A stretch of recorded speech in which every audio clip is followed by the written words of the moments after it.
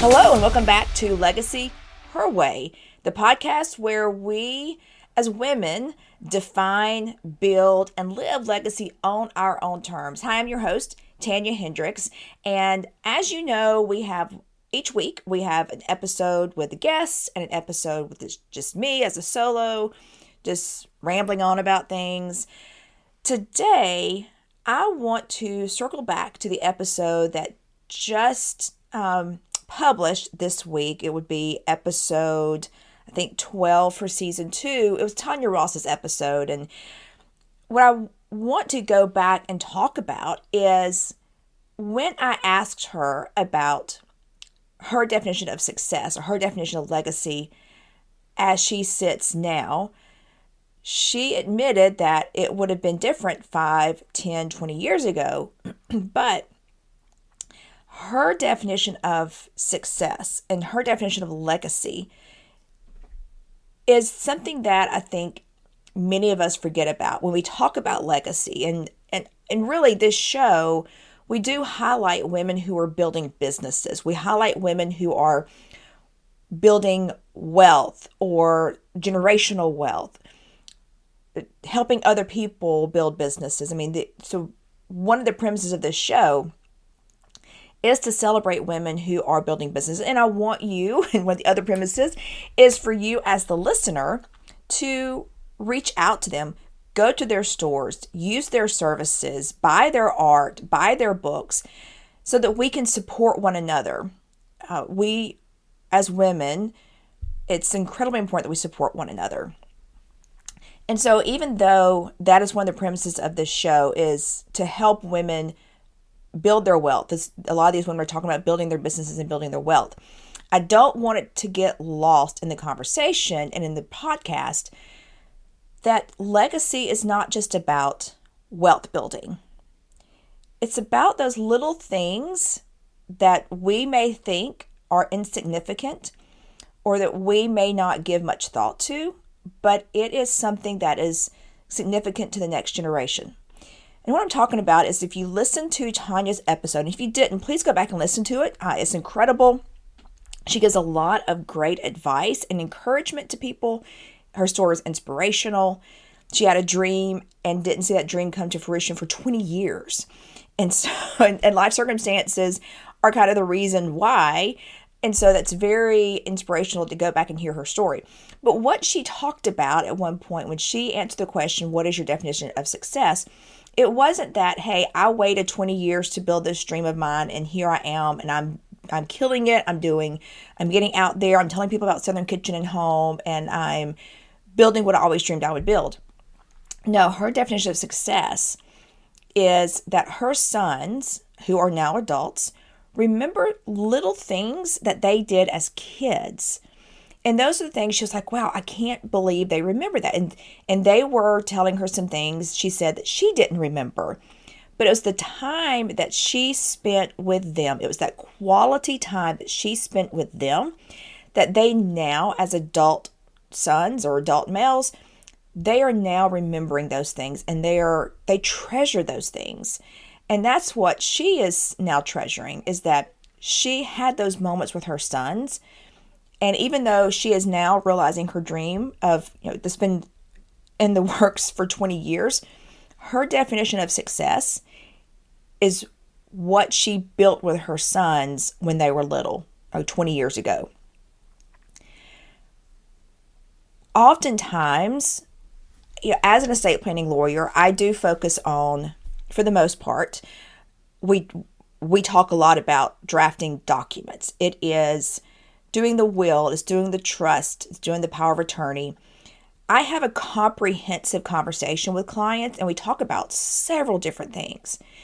And one of the things that I often stress to clients at some point in their client journey, whether it's the first meeting or the very last meeting, is it's the kind of the intangibles. It's the things that when we think about estate planning, we think about those documents, but we really should be thinking about those who are important to us. And that's one of the things I stress, is that estate planning is not about the what, it's about the who. And that's what Tanya was getting at with her definition of success. It's not the what she has built, it's the who she has built. It's the who that are important to her. And that who are obviously her sons. And so it is the people in our lives that matter, or who matter most, and the time that we spend with them, the legacy that we are building with them. And we are here for a limited amount of time. None of us are going to cheat death. We're all going to pass away, and our time is limited. And if you think about it, I did not look up the statistics on the average lifespan when someone, what that average lifespan looks like. But let's just say the average lifespan for a woman is 85. She lives to the age of 85. And maybe you have a mother who is 70. So the average lifespan is she'll live another 15 years. That's 15 Christmases. That's 15 Thanksgivings. That's all. When you think about it that way, it is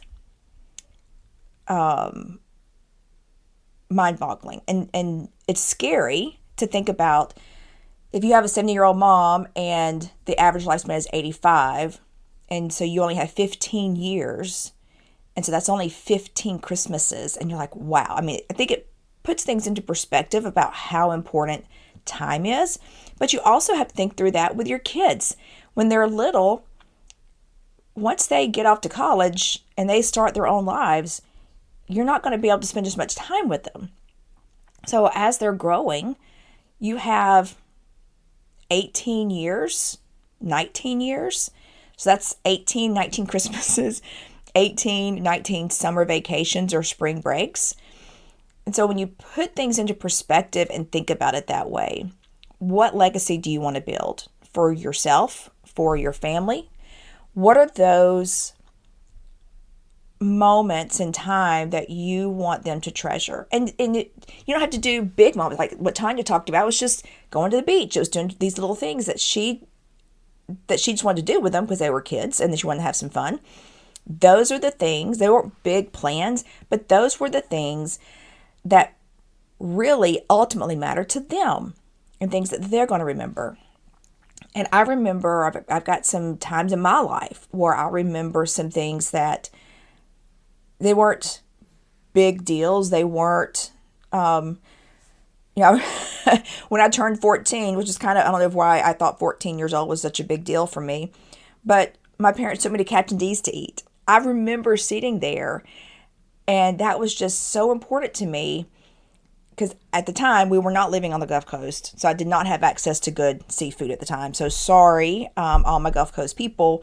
We were kind of living in the country, and Captain D's was the place to go for seafood. And so that's where we went. That's where they took me. And that was such a big deal. I remember that. I can remember sitting at the table and talking with them, spending time with them for my 14th birthday. It's those little moments. It's those little things that we remember and that we cherish. And that's what Tanya was talking about. And that's what, as we really sit and we think about our legacy, yes, we want to leave a legacy of maybe financial gain. Maybe we want the next generation to be better off than we are. We want to leave them with something that they can build a foundation on, or maybe their children build a foundation on. So we do feel like we need to do that, and I have this conversation with clients all the time. They want to leave something for the next generation. But it's not just about the money. It's not just about the house or the lake house or the jewelry or the coin collection or those things. It is about the time that you spend. It's those intangibles. It's those things that are their memories of their time spent with you. So that's what I wanted to focus on today, is think through if you feel like your definition of success, as you sit and think about it, what is your definition of success? If it is, like Tanya talked about, these small times, these what seem like insignificant times with her sons, the fact that they remember those times and that they're cherishing those times now as adults, that's what success means to her. And that's what legacy can mean. It's not just about the financial success, although we want that, and I want that for all of my guests, but it's not always just that. Thank you for joining me on Legacy Her Way. As always, Legacy Her Way is sponsored by Huntsville Estate Planning Lawyer, where we empower your vision and secure your future through estate planning and trademarks. So if this conversation moved you, please subscribe. I need you to subscribe to the show so you never miss an episode. I don't want you to miss out on any of the great women that I feature on this show, because I'm telling you, if you have not listened to every single one of the women I featured, you're missing out. I've had some phenomenal women, and I'm just so honored that they chose to come on this podcast and let me share their story and their visions and what they have going on in their lives. So please subscribe. You can actually also share the episode that you find interesting, that helped you the most or spoke to you the most. So be sure you subscribe, be sure you share, and most of all, keep defining your legacy your way. Bye.